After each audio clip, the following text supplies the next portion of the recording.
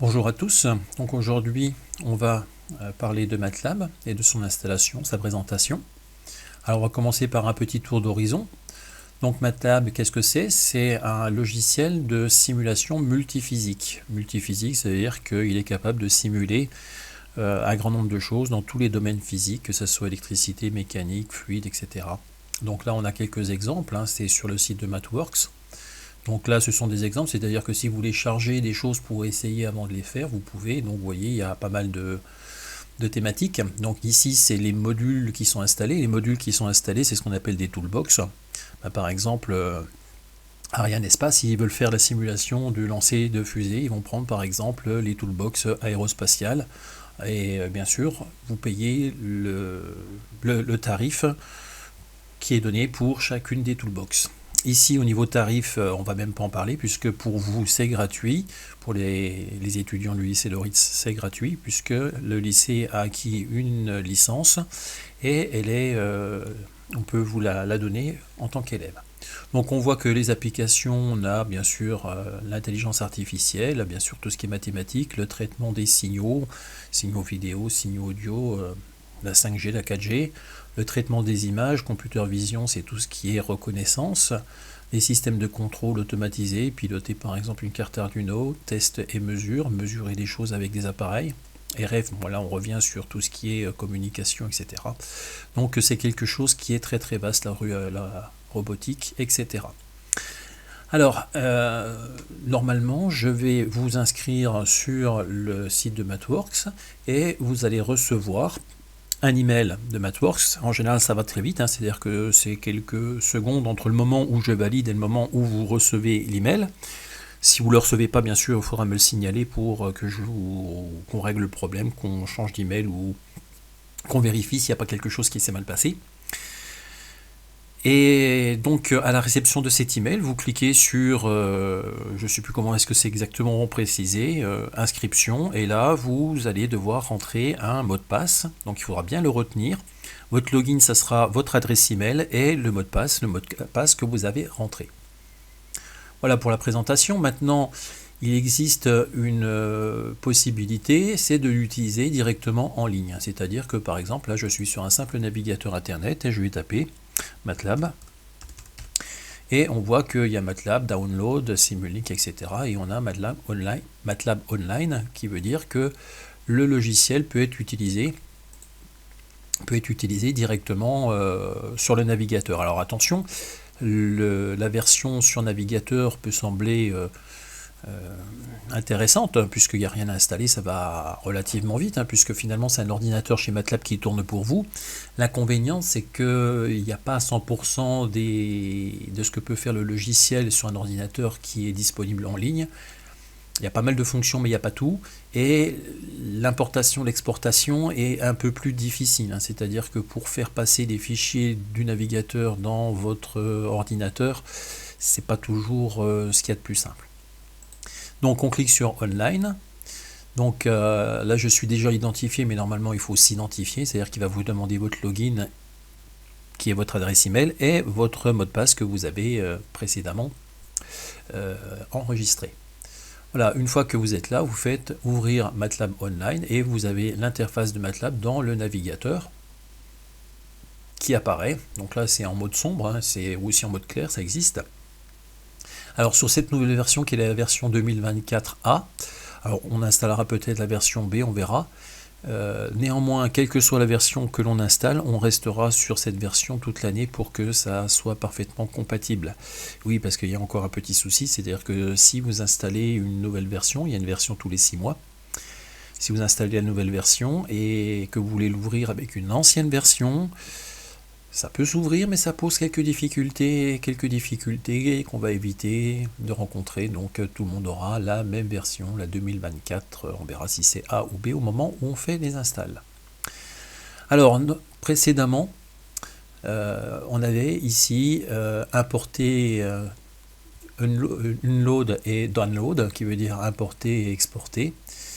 Je ne sais pas pourquoi, il n'y a plus les fichiers. Alors on peut encore le faire plus ou moins manuellement, mais c'est pas très pratique dans le sens où déjà c'est qu'un fichier à la fois. Donc ici j'ai un fichier par exemple de simulation.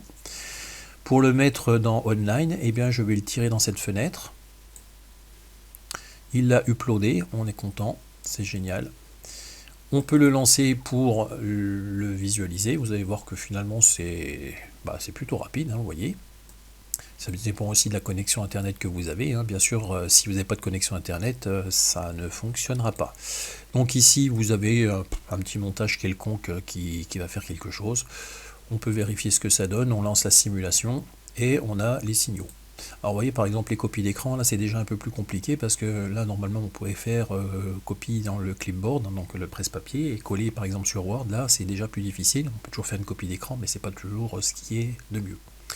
Voilà, une fois qu'on a bricolé sur notre fichier, donc on en est content, on a fait ce qu'on voulait, on veut l'enregistrer, donc là pour l'enregistrer on fait Save, sauf qu'il est enregistré ici, il n'est pas enregistré sur votre bureau. Donc là il vous dit que c'était une ancienne version, nanana, ça c'est pas un souci, on fait OK. Donc là, il a fait la nouvelle version, et si je veux le récupérer, ben on voit qu'on ne peut pas. Alors on peut quand même, puisque si on fait un clic droit, on a Download, qui veut dire qu'on va télécharger sur l'ordinateur le fichier de simulation que l'on a fait. Donc c'est possible, mais ça reste un peu plus difficile. Voilà, donc ça c'est la version online, on va dire qu'on s'en servira en tant que dépannage pour ceux qui auraient quelques problèmes avec leur ordinateur.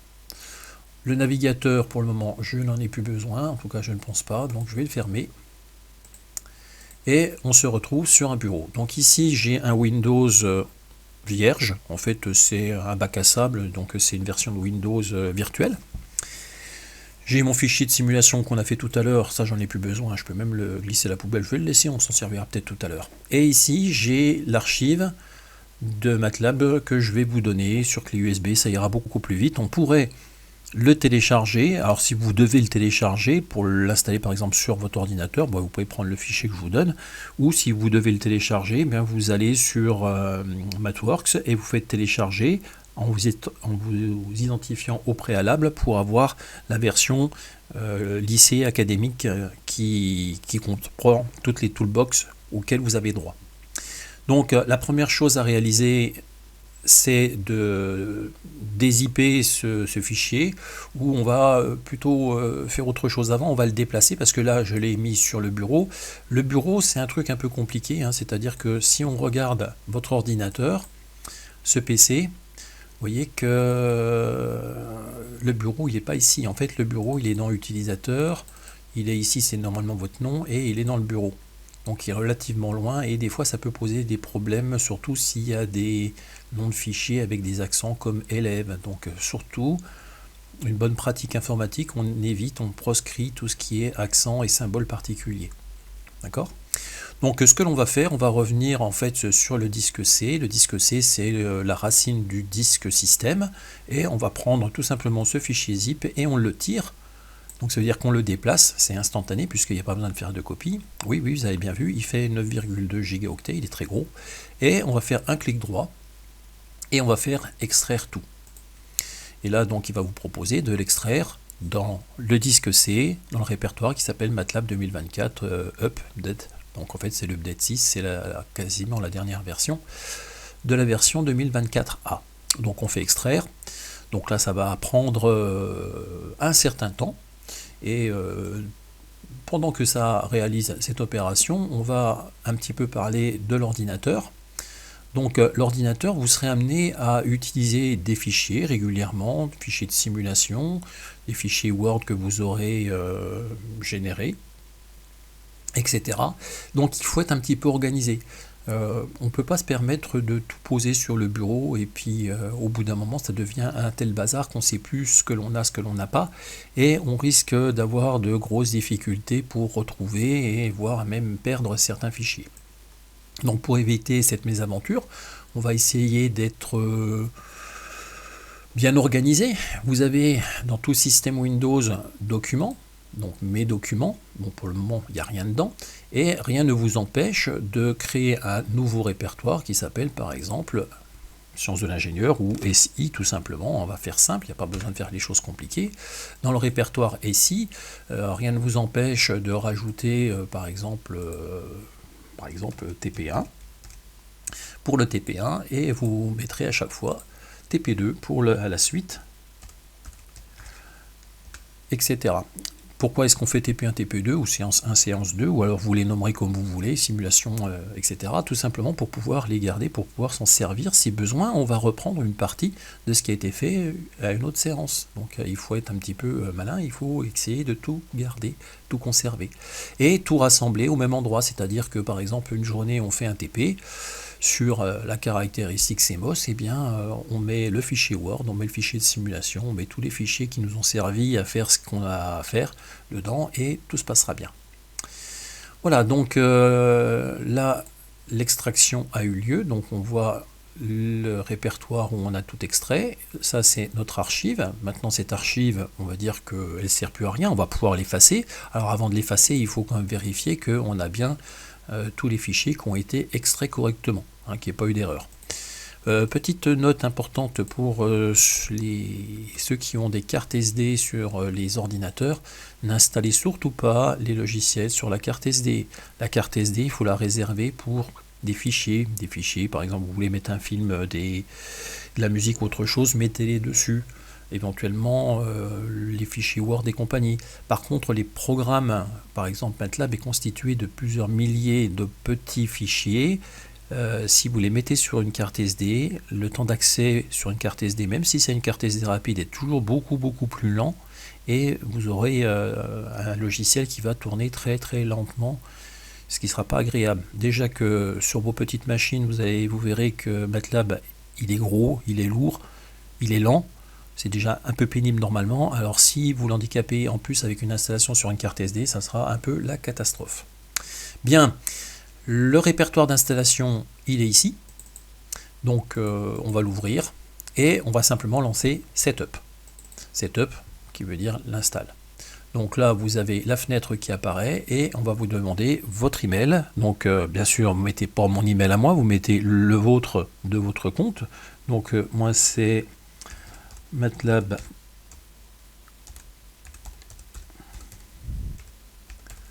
voilà, mettez pas cette adresse bien sûr. Le mot de passe, je ne vous le dirai pas. Très important de connaître son mot de passe et surtout ne pas le communiquer. Là, si vous avez envie de lire, vous lisez. De toute façon, vous êtes obligé d'accepter pour passer à la suite. C'est juste que vous acceptez les conditions d'utilisation de la licence. Là, il vous donne le numéro de la licence et son appartenance, c'est-à-dire que c'est la licence du lycée Loris qui vous est prêtée. On fait Next. Il vous dit qu'il va être installé à cet endroit-là, donc dans Programme File MATLAB 2024 R, donc révision 2024A. Donc c'est là qu'on n'essaie pas de le mettre sur la carte SD, on le laisse vraiment sur le disque système. On fait Next. Alors, là, c'est un petit peu embêtant, c'est-à-dire que vous avez de la place sur votre ordinateur, vous ne cassez pas la tête, vous faites Next. Je ne sais pas exactement, vous aurez peut-être une quinzaine de gigaoctets qui seront consommés. Si vous êtes un petit peu limité en capacité de disque, vous pouvez supprimer certains blocs. On va voir ensemble ce qu'on peut supprimer. Attention de ne pas se tromper. Donc MATLAB, il est indispensable de le laisser. Simulink également. Aerospace, bon, je pense que non. Audio, on va peut-être le laisser. Celui-ci, non. Communication, on va le laisser. Computer Vision, on va le laisser puisqu'on fera un TP dessus. Contrôle système, j'ai un doute, donc on va le laisser. Curve fitting, on va le laisser. Data acquisition, on va le laisser. Vous allez me dire, on laisse beaucoup de choses. Alors, data acquisition, database, on n'en a pas besoin. Deep learning, on en a besoin. DSP, on va le laisser. Ça, on n'en a pas besoin. Pas besoin. Image acquisition, on en aura besoin pour un TP. Instrument contrôle, tout ça, on va le laisser. Mapping, MATLAB, codeur, compiler, pas besoin. Générateur de report non plus, encore que... Ouais, non, on ne le mettra pas.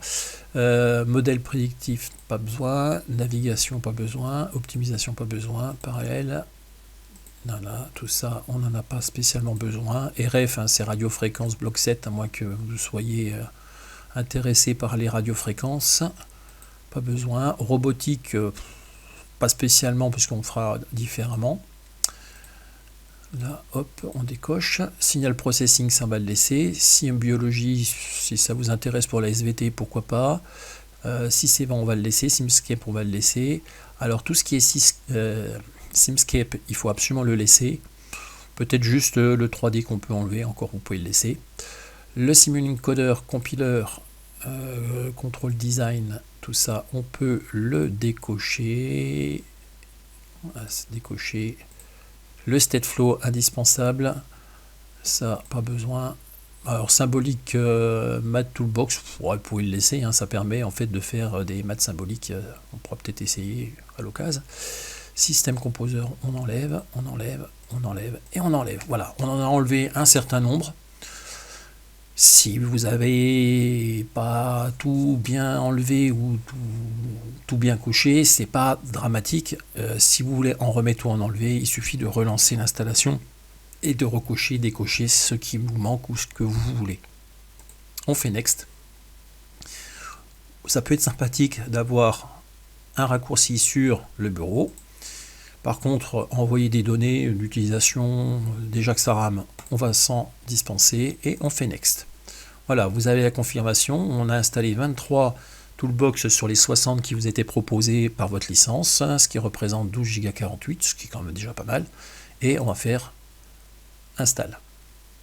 Voilà, donc l'installation, ça ira peut-être pas aussi vite sur vos ordinateurs, désolé. Là, vous avez le répertoire d'installation. Alors, pour le moment, on n'y touche pas.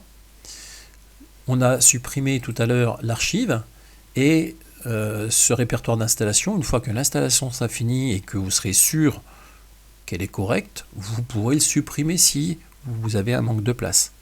Elle consomme 9 Go. Attention, la supprimez pas trop vite parce que si vous avez oublié de cocher quelque chose, il faudra relancer cette installation et si vous l'avez supprimé, vous ne pourrez pas, il faudra d'abord réinstaller le zip et tout et tout. Donc si vous avez un petit peu de place, laissez-le le temps de vérifier que tout fonctionne bien. Voilà, je vous reprends dans un instant quand on arrive au bout de l'installation. Voilà, l'installation est en train de se terminer. Donc on ferme simplement la fenêtre et le logiciel est opérationnel. Alors avant de le lancer, je voudrais vous montrer quelque chose.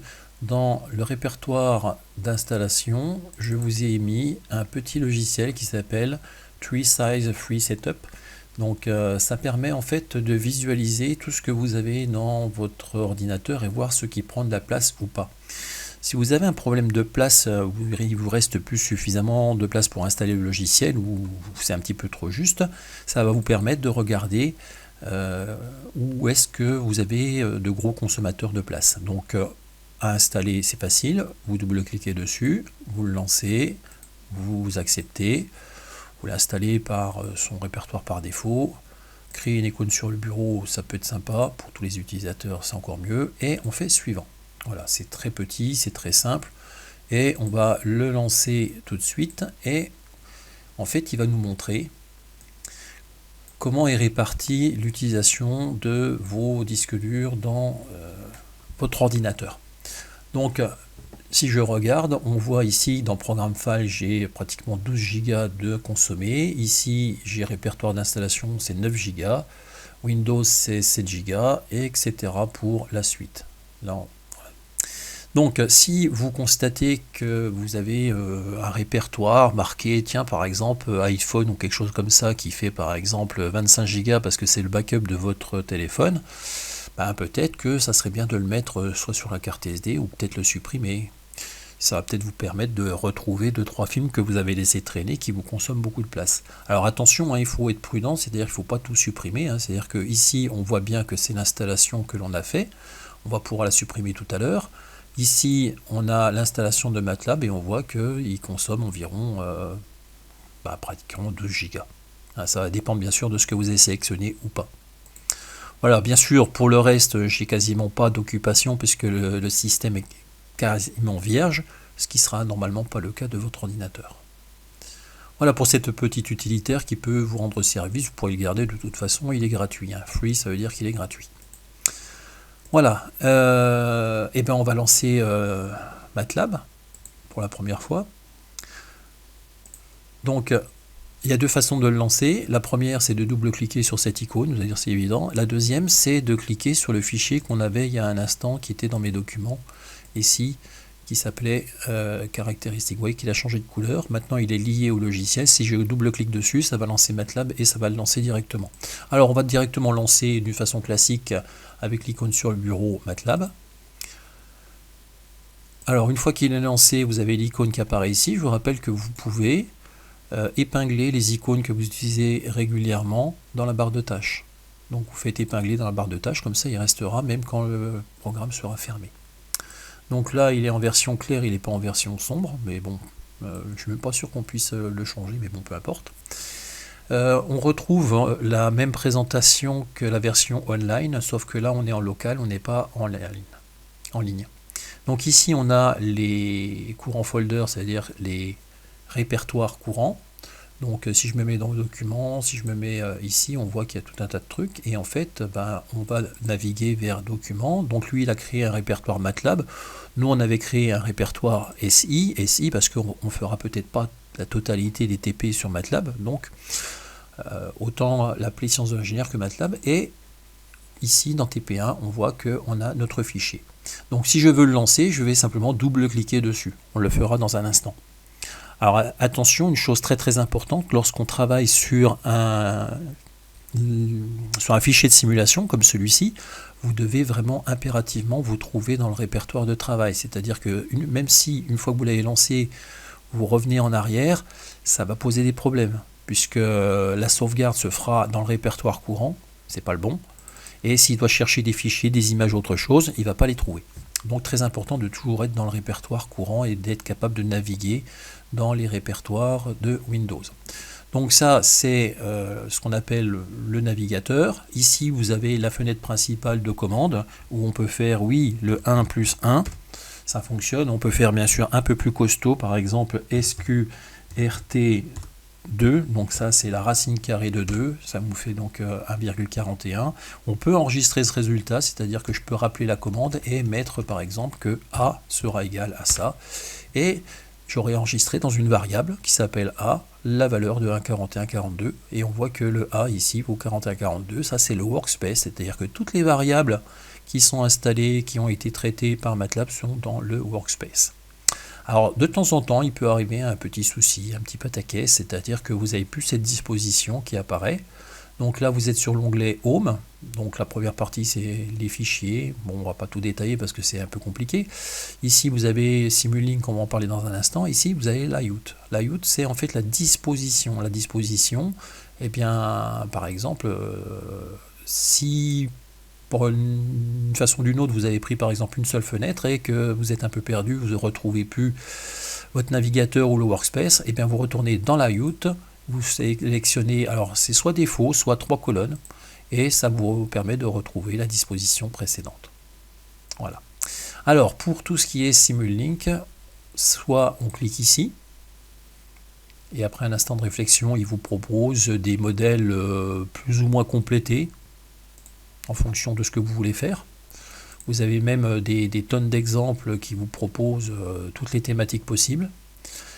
Alors nous on ne va pas le faire comme ça, on a déjà un fichier, on va tout simplement double-cliquer dessus, et en double-cliquant dessus, ça va lancer Simulink. Alors, qu'est-ce que c'est Simulink, qu'est-ce que c'est MATLAB? On va dire que MATLAB c'est une grosse machine à calculer, et Simulink c'est un bloc, c'est un module de simulation qui va mettre des bouts de programme dans des blocs qu'on appelle des fonctions, et ces fonctions vont permettre de faire des opérations. Donc voilà, on a exactement ce qu'on avait tout à l'heure.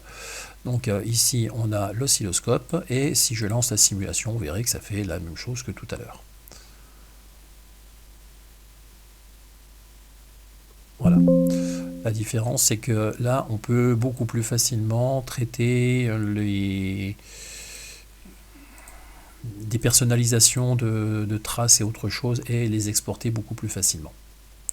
Voilà pour ce qui est de l'installation, de l'utilisation. Alors l'utilisation, on ne va pas le faire très en détail, ça se fera au fur et à mesure. Une dernière petite chose avant de vous laisser, ici vous avez marqué Sign In. Sign In, ça veut dire se connecter. Alors qu'est-ce que ça apporte de se connecter? Eh bien ça va permettre éventuellement de faire des mises à jour, de rapatrier une licence et autre chose. Donc là je vais par exemple me connecter.